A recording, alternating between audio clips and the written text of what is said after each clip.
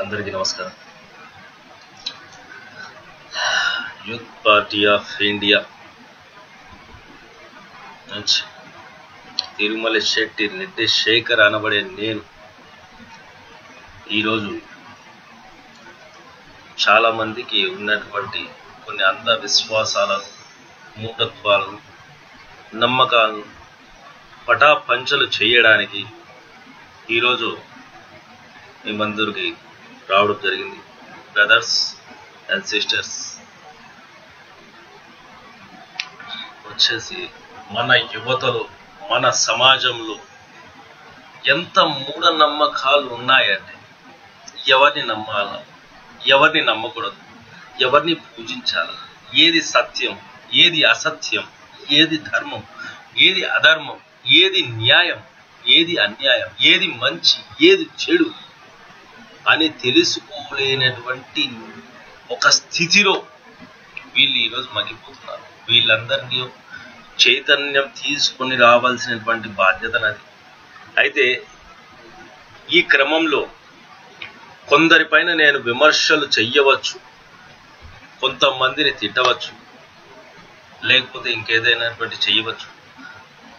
దానికంతటికీ కారణం, దాని అంతటి మూల కారణం ఏంటంటే, main reason for this is change in the society. ఈ సమాజంలో ఒక మార్పు రావాలి, ఈ యువతలో ఒక చైతన్యం రావాలి. దానికోసం నేను ఇక్కడ కొంతమందిని విమర్శించడం జరుగుతుంది. కాకపోతే ఇక్కడ విమర్శన అనేది కేవలం దాంట్లో ఉన్నటువంటి నిజాలను బయట పెట్టడానికి నేను చేస్తున్నటువంటి ఒక ప్రయత్నం మాత్రమే. వాళ్ళతో నాకు ఎటువంటి ప్రత్యక్షమైనటువంటి శత్రుత్వం, మిత్రుత్వాలు లేవు. కాబట్టి బ్రదర్స్, ఇక్కడ మీరంతా గమనించాల్సినటువంటి విషయం ఏంటంటే, దీంట్లో ఉన్నటువంటి నిజాలు, ధర్మ అధర్మాలు, నీతి న్యాయాలను మీరు గ్రహించాలి. అయితే ఇంతకుముందు కొంతమంది అని చెప్పినారు, వీడియోల మీద వీడియోలు పెట్టేస్తూ ఉంటారు. ఫేస్బుక్లో వచ్చేసి ఈ వీడియో లిస్ట్ 42కు చేరింది. ఒక 4-5 వీడియోలు వచ్చేసి సోషల్ మీడియాలో, యూట్యూబ్లో వచ్చేసి మీడియాలో హల్చల్ చేసినాయి. మీరు వీడియోలు పెడతా ఉంటారు, యుద్ధాలు వీడియోల ద్వారా చేస్తూ ఉంటారా, విప్లవాలు అన్నించే చేస్తూ ఉంటారా, ప్రజల్లోకి వచ్చి ఏమైనా చేసేది ఉండాదా, ప్రజల్లోకి వచ్చేసి పోరాడేది ఏమైనా ఉండాదా మీరు అని చెప్పేసి కొంతమంది నన్ను ప్రశ్నించడం జరిగింది. అయితే బ్రదర్, దానికి సమాధానం చెప్తున్నాము. ప్రజల్లో రావాల్సినటువంటి సమయం వస్తే తప్పకుండా వస్తాను. ఇంతకు ముందే మేము ప్రజల్లో చేసినటువంటి చాలా కార్యక్రమాలు ఉన్నాయి. అవన్నీ వచ్చేసి మన ఫేస్బుక్లో మన మిత్రులు పెట్టడం జరిగింది. దాన్ని మీరు సరిగ్గా రెఫర్ చేస్తే మేము యూత్ పార్టీ ఆఫ్ ఇండియా అనేటువంటి వాళ్ళం ఏమి చేసినాము, ఏమి చెయ్యలేదు అనేటువంటి విషయం మీకు తెలిసిపోతుంది. కాబట్టి ఇక్కడ వీడియో అనేది ఇది చాలా చిన్న విషయం కాదు బ్రదర్స్. ఒక ఫేస్బుక్లో ఇది తెస్తున్నటువంటి ఈ రెవల్యూషన్, ఒక ఫేస్బుక్కే కోట్ల వ్యాపారం జరిగేటువంటి ఒక మ్యాగీని నిషేధించేసింది. ఒక ఫేస్బుక్ ద్వారా ఎంతో మంది అవినీతి అధికారులు జైలుకు పోయినారు. ఒక ఫేస్బుక్ ద్వారానే ఎన్నో రాజ్యాలు నిలిచినాయి.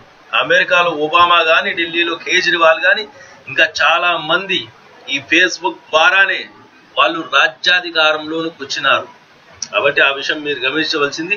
ఈ ఫేస్బుక్ అనేది, యూట్యూబ్ అనేది, వాట్సాప్ అనేది ఏమి చిన్నటి కాదు. ఇది వచ్చేసి మీడియా వాళ్ళు బయట పెట్టలేనటువంటి ఒక నిజాలు ఏవైతే ఉన్నాయో అటువంటి నిజాలను, కఠోరమైనటువంటి వాస్తవాలను ప్రజల ముందుకు తేవడంలో ఈ ఫేస్బుక్, యూట్యూబ్, వాట్సాప్ ఒక పాత్ర అనేది చాలా గొప్పది. కాబట్టి బ్రదర్స్, కత్తి కన్నా కలం గొప్పది, కలం కన్నా గలం గొప్పది. ఆ గలమే మన ఆయుధం. ఈ గలం ద్వారా మనం ఎంతమందిని ప్రశ్నించాలనుకుంటున్నామో అంతమందిని ప్రశ్నిస్తాం. ప్రశ్నించడం మాత్రమే కాదు, పరిష్కారం కూడా మనం చేస్తాం. అదే యూత్ పార్టీ ఆఫ్ ఇండియా. ఇక్కడ ఈ మధ్య బ్రదర్స్ కొంతమంది ఏమడిగినారంటే, ఇది వచ్చేసి చేతికి 4 దారాలు కట్టుకున్నారు, మెల్లో రుద్రాక్షలు వేసుకున్నారు, ముఖాన బొట్టు పెట్టుకున్నారు, చేతికి రంగురాలు ధరించినారు. ఇది వచ్చేసి ముత్యము, ఇది గోమేధికము, ఇది పగడము, ఇది రుద్రాక్ష, ఇది చందనం బొట్టు. ఈ 4 దారాలు. ఒక దారం వచ్చేసి మా అమ్మ తిరుమలకు పోయేసి వచ్చేసి దారం కట్టింది. మళ్ళీ వచ్చేసి ఇంకో 4 దారం వచ్చేసి మా చెల్లెలు కట్టింది. ఏదో రక్షగా ఉంటుందని చెప్పేసి అది వాళ్ళ నమ్మకం. దాని తర్వాత ఈ ఉంగరాలు వచ్చేసి ఇది ఏదైతే ఉందో ఈ ముత్యం అనేది మా అమ్మ నాలో ఉన్నటువంటి ఆ కోపాన్ని, క్రోధాన్ని, ఆవేశాన్ని తగ్గించడానికి మా అమ్మ వచ్చేసి ఒక జ్యోతిష్యుని అడిగి ఇది రెఫర్ చేసి, దాని తర్వాత ఈ రెండు వచ్చేసి నా రక్త ప్రసరణ బాగుండడానికి, మళ్ళీ ఈ గోమేధకం వచ్చేసి యూరినల్ సంబంధించినటువంటి వ్యాధుల గురించి వీటిని రెఫర్ చేయడం జరిగింది. ఇప్పుడు అవకాశం వచ్చింది కదా, దీని గురించి నేను చెప్పాలనుకుంటున్నాను మీకు అందరికీ విడమర్చి. ఇక్కడ నమ్మకము ఒక మూఢనమ్మకముకు చాలా తేడా ఉంది. జ్యోతిష్యం ఒక మూఢనమ్మకం, రంగురాళ్ళు ధరించడం ఒక అంధవిశ్వాసం అని చెప్పేసి ఈ మధ్య కొన్ని న్యూస్ ఛానళ్ళు పనిగట్టుకొని అదే ప్రకారంగా ప్రచారం చేస్తున్నాయి. అయితే వాళ్ళందరూ న్యూస్ ఛానల్ అనేది చేయాల్సినటువంటి పని ఏమిటంటే వాస్తవాలను ప్రజల ముందు పెట్టడం, ప్రజల్లో ఉన్నటువంటి ఆ అంధవిశ్వాసాలను తీసి బయట పడేయడం. కానీ ఇక్కడ వీళ్ళు ఏం చేస్తున్నటువంటి సనాతన సంప్రదాయాలకు, ధర్మాలకు, సంస్కృతులకు తూట్లు పొడుస్తున్నారు. ప్రజల్లో ఈ అంధవిశ్వాసాన్ని పెంచుతున్నారు. మీరు అంటున్నారు రంగురాళ్ళు ధరించడం అంధవిశ్వాసం, వాళ్ళు చెప్పింది కరెక్టే, జ్యోతిష్యం అనేది మూఢనమ్మకము అని చెప్పేసి వాళ్ళు అంటున్నారు. అది కూడా ఒక కరెక్టే అని చెప్పేసి ప్రజలు కూడా చాలా మంది నాస్తికులు వాదిస్తున్నారు. ఇక్కడ కొంతమంది ఏమంటున్నారంటే దేవుడే లేడు అని చెప్పేసి వాదిస్తున్నారు అన్నమాట. వీళ్ళందరికీ సమాధానం ఇవ్వడానికి నాకు ఈరోజు ఒక ఛాన్స్ దొరికింది. ఎందుకంటే యూత్ పార్టీ ఆఫ్ ఇండియాలో కొన్ని వీడియోలు, మెసేజ్లు పెట్టిన తర్వాత ప్రజలు అడిగినటువంటి ఆ ప్రశ్నలు, సమాధానాలు ఏవైతే ఉన్నాయో, రంగురాళ్ళు ధరిస్తున్నావు, ఫస్ట్ నీకు ఒక కాన్సెప్ట్ లేదు, దానికి సంబంధించి నువ్వు రంగురాళ్ళు ధరిస్తున్నావు, ఎందుకు ధరిస్తున్నావు, నీకు మూఢనమ్మకాలు ఎక్కువ, విశ్వాసాలు ఎక్కువ, కాబట్టి నువ్వు వచ్చేసి ఈ ఏదైతే ఈ వీడియోస్ ఉన్నాయో పెట్టడానికి నీకు వీలు లేదని చెప్పేసి అంటున్నారు. అటువంటి మన బ్రదర్స్ అంతా ఉన్నారు. వాళ్ళందరిలో ఉన్నటువంటి ఈ మూఢ విశ్వాసాలను ఆ టీవీ ఛానల్స్ ఏదైతే ఉన్నాయో, ఆ టీవీ ఛానల్ కూడా చెప్తాను. ఈరోజు TV9 ఈరోజు వచ్చేసి టీవీలో కూడా ఒక ప్రోగ్రామ్ అనమాట. అరసవెల్లి సూర్యనారాయణ స్వామి దేవాలయం ఏదైతే ఉందో ఆ దేవాలయంలో సూర్యకిరణాలు వచ్చేసి ఆ సూర్యనారాయణ స్వామి పాదాలను తాగుతాయి. దాని తర్వాత అవి అభిషేకం చేసుకుంటూ స్వామివారి ముఖాన్ని స్పర్శిస్తాయి అన్నమాట. సంవత్సరానికి ఒకసారి జరిగేటువంటి ఒక అద్భుతమైనటువంటి విచిత్రం ఇది. అయితే దీని మీదట వాళ్ళు ఏం చేసినారంటే కొంతమంది ఇంజనీర్తో డిబేట్లు చేసినారు. డిబేట్లు చేస్తే ఆ ఇంజనీర్లు ఏం చేసినారంటే ఇది వచ్చేసి మూఢ విశ్వాసము, ఇది వచ్చేసి ఆ కన్స్ట్రక్షన్ లో ఉన్నటువంటి టెక్నిక్, అంతేగాని అక్కడ ఏమీ లేదని చెప్పేసి వాళ్ళు ఏం చేస్తున్నారంటే ఒక వాదిస్తూ డిబేట్లు సృష్టిస్తున్నారు అనమాట. అయితే దీని అంతటికీ కారణభూతం ఎవరైనా అంటే TV9. ఇంతకు ముందు వీళ్ళు ఏం చేసినారంటే తిరుమలలో ఉండేటువంటి ఆ వెంకటేశ్వర స్వామి మూల విరాట్ ఏదైతే ఉందో ఆ మూల విరాట్ అనేది స్వయంభువా లేక ఎవరైనా ప్రతిష్ఠించిందా అని చెప్పేసి ఒక డిబేట్ తెచ్చినారనమాట. అసలు వీళ్ళు ఇట్లాంటి ఒక వర్గం, ఒక మతం, ఒక ధర్మానికి సంబంధించినటువంటి వారి మనోభావాలను ఏ విధంగా అయితే దెబ్బతీస్తున్నారో, అంటే వీళ్ళు నాస్తికులా లేకపోతే మీకంటే భగవంతుడు అంటే విశ్వాసం ఉందా లేదా, మీరు ఎందుకు ఇటువంటి విషయాలను ప్రజలకు చేరవేస్తున్నారు? జ్యోతిష్యం మూఢనమ్మకం అంటున్నారు, రంగురాళ్ళు ధరించడం అంధవిశ్వాసం అంటున్నారు. మీ అంధవిశ్వాసాన్ని, మీ మూఢనమ్మకాన్ని ఈ రోజు పెద్ద పెద్ద జ్యోతిష్యులంతా ఉన్నారు, మహామహా తత్వవేత్తలు అంతా ఉన్నారు, వాళ్ళందరూ చెయ్యలేనటువంటి పనిని నేను ఈ రోజు చెప్తున్నా. మీకు ఉన్నటువంటి మూఢ విశ్వాసాలన్నిటి పటా పంచ ఇప్పుడు నేను చేస్తున్నాను. జ్యోతిష్యం అనేది మూఢనమ్మకం కాదు, రంగురాళ్ళు ధరించడం అంధవిశ్వాసం అంతకన్నా కాదు. ఫస్ట్ మీరు తెలుసుకోండి. జ్యోతిష్యంలో ఒక అంగం ఉన్నది, అదేంటంటే తిథి, వారము, నక్షత్రము, యోగము, కరణం. దీన్ని ఏమంటారంటే పంచాంగం అంటారు. ఒక మనిషి జన్మం జరిగినప్పుడు ఏమవుతుందంటే వాడు ఏ వారం పుట్టినాడు, అప్పుడు తిథి ఏది, అప్పుడు ఏ నక్షత్రం, మళ్ళీ దాని తర్వాత యోగం, ఏ యోగంలో పుట్టినాడు, ఏ కరణంలో పుట్టినాడు అన్నటువంటి ఎదిగి ఆ పూజారి ఏం చేస్తాడంటే ఆ బిడ్డ ఈ కరణంలో ఈ యోగంలో పుట్టినాడు, ఈ నక్షత్రం ఇది, ఈ తిథి ఇది, ఈ వారం ఇది, ఈ రోజులో పుట్టినాడు, ఈ టైమింగ్ లో పుట్టినాడు, కాబట్టి వీని యోగం ఈ విధంగా ఉండబోతుంది, వీని పేరుని ఈ విధంగా పెట్టండి అని చెప్పేసి ఒక అక్షరాన్ని సూచిస్తాడనమాట. అది శుభాశుభ సమయమా, లేకపోతే దానికి ఆ బిడ్డకి ఏమన్నటువంటి అశుభ ఫలితాలు ఉన్నాయా, దానికి ఏదైనా శాస్తి చేసుకోవాలన్నా అని చెప్పేసి ఆయన సూచిస్తాడనమాట. ఇప్పుడు రవిప్రకాష్ గారు, TV9 అధినేత, మీకు ఒక విషయం చెప్తున్నాను. మీరు TV9 ఛానల్ ను ప్రారంభించిన రోజు ఏదైతే ఉందో ఆ రోజు చెప్పండి. ఆ రోజు మీరు పూజ నడకుండా, తిథి వారము నక్షత్రం యోగం కరణం చూడకుండా, ఒక రాహుకాలం యమగుండం అని లేకుండా మీరు వచ్చేసి స్టార్ట్ చేసినారా? ఎవరిని కన్సల్ట్ చేయలేదా మీరు? సరే, మీకు వచ్చేసి ఆ విధంగా నమ్మకం లేనప్పుడు మీరు అమావాస్య పూట అర్ధరాత్రి పూట న్యూస్ ఛానల్ స్టార్ట్ చేయని చూస్తాం. ఇంకో విషయం ఏంటంటే, మీ పేరు రవి ప్రకాష్. రవి ఆర్ అనే అక్షరాన్ని ఎవరు సూచించినారు? మీరు పుట్టినప్పుడు మీ తల్లిదండ్రులు ఏం చేస్తున్నారు? ఆ పూజారి దగ్గర, ఆ జ్యోతిషుల దగ్గర వెళ్ళి మీ వచ్చి జాతకాన్ని చూపించి వాళ్ళు సూచించినటువంటి అక్షరం ద్వారా మీ పేర్లు పెట్టినారండి. కాబట్టి నేను చెప్పేది ఏంటంటే, ప్రజలను కొంతమంది దొంగ బాబాలు, దొంగ జ్యోతిష్యులు ఉన్నటువంటి మాట వాస్తవమే. వాళ్ళందరినీ దృష్టిలో పెట్టుకుని మొత్తం జ్యోతిష్యాన్ని మీరు ఈ విధంగా జ్యోతిష్యం మూఢనమ్మకం, రంగురాలు ధరించడం, అంధవిశ్వాసం ఉండడం ఏ మాత్రము న్యాయం కాదు. ఈ సృష్టి అనేది ఎలా జరిగింది? సైన్స్ అంటున్నారు. ఆ సైన్స్ ను మన వాళ్ళు విజ్ఞానం అని చెప్తారు. ఈ రోజు నిన్న అరసవల్లిలో ఆ సూర్యనారాయణ పాదాలను స్పర్శించినటువంటి సూర్యకిరణాలు ఏ విధంగా జరిగినాయంటే, ఆ కన్స్ట్రక్షన్ అవును, కన్స్ట్రక్షన్ అంత అద్భుతంగా ఎక్కడ కానీ తప్పులు లేకుండా వాళ్ళు ఆ విధంగా ఆ కట్టడాన్ని నిర్మించినారంటే అప్పటి ఆ ఇంజనీర్లు, ఆ శాస్త్రవేత్తలు వాళ్ళు కారణం. ఇప్పుడు మీరు ఏ ఇంజనీర్లు అయితే వాళ్ళని ముందర పెట్టి మీరు డిబేట్ చేపించి ఇది వచ్చేసి అంధవిశ్వాసం అని అంటున్నారే, వాళ్ళకి కట్టమని చూస్తా. ఎవరి వల్ల ఆయన అవుతుందా? ఎవరి వల్లన్నా అవుతుందా? ఇప్పుడు కట్టేటి 4 సంవత్సరాలకు వచ్చేసి ఒక్కొక్క బ్రిడ్జి పడిపోతుంది, ఒక్కొక్క బిల్డింగ్లు కూలిపోతున్నాయి, భూమి అట్లా అదిలి తిని పడిపోతున్నాయి. ఈ కట్టడాలు, బృహదీశ్వర ఆలయం ఉంది, తిరుమల టెంపుల్ ఉంది, శ్రీకాళహస్తి ఉంది, శ్రీశైలం ఉంది, ఆడ మొన్న సునామీ, హిమాలయ సునామీ వచ్చినప్పుడు కేదార్నాథ్, బద్రీనాథ్ ఉన్నాయి. ఇవన్నీ కొన్ని లక్షల సంవత్సరాల నుండి ప్రకృతి యొక్క ప్రకోపాలను తట్టుకొని ఏ విధంగా నిలబడగలిగినాయంటే ఆనాటి ఆ ఇంజనీర్ల గొప్పతనం అయ్యాది. ఇప్పుడు వచ్చి మీ ముందర ఆ పనికిమాలను ఎవడో ఇంజనీర్లు వచ్చేసి మాట్లాడి చెప్పేస్తే కుదురుతుందా? అది మీరు చెప్పే దాంట్లో ఏమైనా అర్థం ఉందా? అసలు జ్యోతిష్యం గురించి ఏం తెలుసు మీకు? 4 వేదాలు ఉన్నాయి. ఋగ్వేదం, యజుర్వేదం, సామవేదం, అథర్వణ వేదం.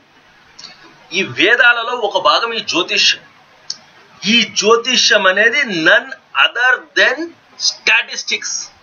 ఇంగ్లీష్ వాళ్ళు దీన్ని స్టాటిస్టిక్స్ అంటారు, మన వాళ్ళు జ్యోతిష్యం అంటారు. ఇది క్యాలిక్యులేషన్ అబ్బా. ఒక మనిషి ఇప్పుడు గ్రహ గతులు అన్నిటి ఉంటాయి. ఒక్కొక్క గ్రహం ఒక్కో విధంగా ఆర్బిట్ లో రౌండప్ చేస్తూ ఉంటుంది. ఆ రౌండప్ చేసినప్పుడు ఏమైతా ఉంటుందంటే ఇప్పుడు ఫర్ ఎగ్జాంపుల్ సింపుల్ గా చెప్తాను, ఈ సృష్టి అంతా ఈ బ్రహ్మాండంలో ఎట్లా ఉన్నది, ఏ విధంగా ఉన్నది? ఒక ఆకర్షణ శక్తి వల్ల ఉన్నది. ఆ ఆకర్షణ శక్తి ఏంటంటే సూర్యుడు ఈ నవగ్రహాలు ఏవైతే ఉన్నాయో ఆ నవగ్రహాలను తన వైపు ఆకర్షించుకుంటూ ఉన్నాడు. ఆ ఆకర్షణ వల్ల ఏమి జరుగుతుందంటే ఆ గ్రహాలన్నీ ఆయన ఆకర్షణకు లోబడి ఆయన చుట్టూ గిరగిర గిరగిర తిరుగుతాయి. ఇది ఒక ఆకర్షణ శక్తి. భూమి చుట్టూ చంద్రుడు ఆ ఆకర్షణకు లోబడి తిరుగుతూ ఉంటాడు, గిరగిర గిరగిర అని చెప్పేసి. అవునా కదా? ఈ విధంగా ఆకర్షణకు లోనై ఒక వస్తువు ఇంకొక వస్తువు చుట్టూ ఈ విధంగా తిరుగుతూ ఒక మండలాన్ని ఏర్పరిచింది, అదే సౌర మండలం. ఇప్పుడు ఇంకొక విషయం, 2 అయస్కాంతాలు ఉంటాయి. ఒక అయస్కాంతం దగ్గర ఇంకొక అయస్కాంతం దగ్గర పెట్టినామంటే ఏమవుతుందంటే అవి 2 ఆకర్షించుకుంటాయి. సజాతి ధృవాలు వికర్షించుకుంటాయి, విజాతి ధృవాలు ఆకర్షించుకుంటాయి. ఒక అయస్కాంతాన్ని ఒక దగ్గర పెట్టినామంటే ఆ అయస్కాంతం చుట్టూ అయస్కాంత వలయం అనేది ఒకటి ఏర్పడుతుంది. ఆ అయస్కాంత వలయం, ఆ క్షేత్రం లోపలికి ఏ వస్తువు వచ్చినా కానీ ఆ వస్తువును అయస్కాంతం ఆకర్షించుకుంటుంది. ఇప్పుడు అయస్కాంతంలో ఉండే వస్తువు ఏది? ఆ గ్రహాల్లో ఉండే వస్తువు ఏది? ఆ సూర్యుల్లో ఉండే వస్తువు ఏది? ఈ సృష్టి మొత్తం పంచభూతాలతో ఏర్పడిందే కదా. భూమి, ఆకాశం, వాయువు, నీరు, అగ్ని అనేటువంటి 5 మూలకాలతో ఈ సృష్టి మొత్తం ఏర్పడింది. ఈ శరీరం కూడా పంచభూత నిర్మితమైనది. కాబట్టి పంచభూత నిర్మితమైనటువంటి ఈ శరీరానికి, పంచభూత నిర్మితమైనటువంటి ఈ సృష్టికి మధ్య ఉన్నటువంటి ఆకర్షణ వికర్షణలు. కాబట్టి ఒక మనిషి అనేటువంటి పుట్టిన తరువాత ఆ పుట్టినటువంటి గడియలో ఏ గ్రహాల స్థితి ఏ విధంగా ఉంది, ఏ గ్రహాలు ఏ విధంగా తరంగాలను వికిరణం చెందిస్తున్నాయి, ఏ గ్రహాలు ఏ విధంగా అయితే కిరణాలు ప్రసరింపజేస్తున్నాయి అనే విషయాలను ఆధారం చేసుకొని వాళ్ళు ఆ జ్యోతిష్యాన్ని, ఆ వ్యక్తి యొక్క భవిష్యత్తును నిర్ణయిస్తారు. It is nothing other than statistics. ఇది ఒక విజ్ఞానం. బ్రదర్, ఒక విషయం చెప్తాను. ఇప్పుడు శ్రీరామచంద్ర ప్రభువు పుట్టినాడు అని చెప్పేసి మనం ఏదో శాస్త్రాల్లో జరుగుతున్నాం. అయితే నాసా వాడెవడో వచ్చేసి ధృవీకరించినంత వరకు మనం నమ్మమన్నమాట. అలాంటి మూర్ఖులమ్మ, అవునా కదా? పైన నాసా వాడు పైన నుంచి గూగుల్లోంచి ఫోటో తీసి ఇక్కడ శ్రీలంకకు ఇండియాకు మధ్య ఏదో వారది ఒకటి ఉండదురా, ఇది వచ్చేసి రాముని వారది అని చెప్పేసి వాడి చెప్పేదాకా మనం నమ్మమన్నమాట. అట్లాంటి మూర్ఖులు. మన దేశంలో మనకు జరిగినటువంటి విషయాలు, మన సంస్కృతి సంప్రదాయాలను వచ్చేసి నాసా వాడెవడో వచ్చి ధృవీకరించాలి. ఇది ఎందుకు జరుగుతా? తల్లి పాలు దాగి ఆ పాల రుచిని అడుగుతున్నాం మనం. మన సంస్కృతి సంప్రదాయాలను మనం క్వశ్చన్ చేస్తున్నాం. కొంతమంది మూర్ఖులు, ఇప్పుడు అలెగ్జాండర్ అనేటోడు ఇండియా పైకి దండొచ్చి లోపలికి రావడానికి కారణం ఎవడు? అంబి లాంటి దేశద్రోహి. అలాంటి దేశద్రోహిలు ఇక్కడ ఉండడం వల్ల బ్రిటిష్ వాళ్ళు అన్ని రోజులు ఇక్కడ పాలన చేయగలిగినారు. అంటే మనలోనే ఉన్నారనమాట. ఆ బ్లాక్ షిప్స్, ఆ ద్రోహులు మనలోనే ఉన్నారు. కాబట్టి యోగా మన దేశంలో పుట్టింది, దాన్ని విదేశాల వాళ్ళంతా ఉపయోగించుకుంటున్నారు. మార్షల్ ఆర్ట్ మన దేశంలో పుట్టింది, దాంట్లో ఛాంపియన్షిప్లు మెడల్లు వాళ్ళు చైనా వాళ్ళు, జపాన్ వాళ్ళు కొట్టుకుంటున్నారు. మొట్టమొదటి వచ్చేసి చరకుడు ఆయుర్వేద వైద్యుడు, సుశ్రుతుడు ప్లాస్టిక్ సర్జన్, ఖగోళ శాస్త్రవేత్త ఎవరైతే ఉన్నాడో ఆయన ఆర్యభట్టు, ఆయన ఖగోళ శాస్త్రాలన్నింటినీ లెక్కించేసేస్తున్నాడు అనమాట. దాని తర్వాత వచ్చేసి బ్రహ్మగుప్తుడు జీరును కనుక్కున్నాడు. అంటే ఎవడు గొప్ప? భారతీయ శాస్త్రవేత్తలు గొప్ప, విదేశీలో వచ్చేసి న్యూటన్ సూత్రాలు కనుక్కున్నాడు. న్యూటన్ సూత్రాలు కనుక్కోవడానికి కారణం ఏంటి? ఐన్స్టీన్ ఉన్నాడు, ఈజ్ ఈక్వల్ MC స్క్వేర్ అని చెప్పేసినాడు. అవన్నీ జరిగిపోయాయి, ఊరికే జరిగిపోయినాయా? జీరో అనేది ఉండడం వల్లగా జరిగింది. అంటే ఆద్యుడు ఎవడు? మనవాడు. కాబట్టి అట్లాంటి గొప్ప వాళ్ళైనటువంటి మన వాళ్ళందరూ ఇక్కడ ఉన్నారు. మన సంస్కృతిని సంప్రదాయాన్ని గౌరవించాలా, వాటి విలువలు తీసుకోవాలా. ఇప్పుడు ఇంకో విషయం, పొట్టు పెట్టినామంటే ఒక రీజన్ ఉంటుంది. గాజులు ఆడోళ్ళు వేసుకున్నారంటే ఒక రీజన్ ఉండదు, ఉంగరాలు వేసుకున్నామంటే ఒక రీజన్ ఉండదు, వచ్చేసి చీరగట్టులో ఒక రీజన్ ఉండదు, పంచగట్టులో ఒక రీజన్ ఉండదు, నమస్కారం పెట్టినామంటే ఆ చేతుల మధ్య సంఘర్షణలో ఒక రీజన్ ఉండదు, గడపకు పసుపు పూసినామంటే దానికి ఒక రీజన్ ఉండదు, ఒక పండగ చేస్తామంటే దానికి ఒక రీజన్ ఉండదు. ప్రతి ఒక్క దానికి ఇక్కడ మెడికల్కు, ఆయుర్వేదానికి సంబంధించినటువంటి ఒక రీజన్ అనేది ఉంటుందన్నమాట. మన శాస్త్రవేత్తలు ఈ ఉంగరాలు మనకి ఇచ్చినా కానీ, ఈ ఉంగరాల్లో మీకు ఒక విషయం చెప్తాను. ఇప్పుడు మీరు అంటున్నారు కదా ఉంగరాలు వచ్చేసి రంగురాలు ధరించడం అందు విశ్వాసం అని చెప్పేసి. అసలు ఈ నవరత్నాలు, నేను అదే విషయం వచ్చేసి సృష్టిలో ఏర్పడినటువంటి ప్రతి ఒక్క వస్తువు పంచభూత నిర్మితమైంది. అది నవరత్నాలు కానీ, మట్టి కానీ, మాణిక్యం కానీ, చెక్క కానీ, రాయి కానీ, పుట్ట కానీ. అలాంటప్పుడు ఈ నవరత్నాలు ఏవైతే ఉన్నాయో, ఈ నవరత్నాలు ఏంటివంటే ఈ కాంతిని పరావర్తనం చెందిస్తాయి. ఈ నవరత్నాల్లో ఉన్నటువంటి మెడిటేట్ వాల్యూస్ అవి శరీరానికి ఎంతో మేలు చేస్తాయి. ముత్యం ఏం చేస్తుంది? బీపీని తగ్గిస్తుంది. ఆ విషయం మీకు అందరూ తెలుసు. ముత్యంలో ఉండేది 100% కాల్షియం. సముద్రంలో బయలుపడినటువంటి ఒక కాల్షియం. మళ్ళీ ఈ రూబీ ఏదైతే ఉండదో ఇది ఏం చేస్తుంది అంటే రక్తాన్ని శుభ్రపరుస్తుంది, హార్ట్ బీటింగ్ వచ్చేసి కంట్రోల్ చేస్తుంది. ఈ హిస్టోనట్ యూరిన్ కి సంబంధించినటువంటి ఏ వ్యాధులు అయితే ఉన్నాయో వాటన్నిటిని కంట్రోల్ చేయడానికి ఉపయోగపడుతుంది. వాళ్ళు వచ్చేసి ఈ ఉంగరాలు వేసుకుంటే మీకేదో వచ్చేసి భవిష్యత్తులో మీరు వచ్చి గొప్ప స్థానాన్ని సంపాదిస్తారు అని కాదు దాని రీజన్. దాని వెనకాల రీజన్ ఏంటంటే ఒక ఉంగరం ఒకటి వేసుకున్న తర్వాత వాటిలో సంకల్ప బలం అనేది పెరిగిపోతుంది. అంటే నేను ఉంగరం వేసుకున్నా నాకు ఇంకా పని జరిగిపోతుంది అని చెప్పేసి పని జరుగుతుందో జరగదో అది పక్కన విషయం. వాడు చేసే పనిలో ఉన్నటువంటి శక్తి, యుక్తులు, సామర్థ్యాలు ఆటోమేటిక్గా పెరిగిపోతాయి. నేను ఇక్కడ చెప్పేది ఏంటంటే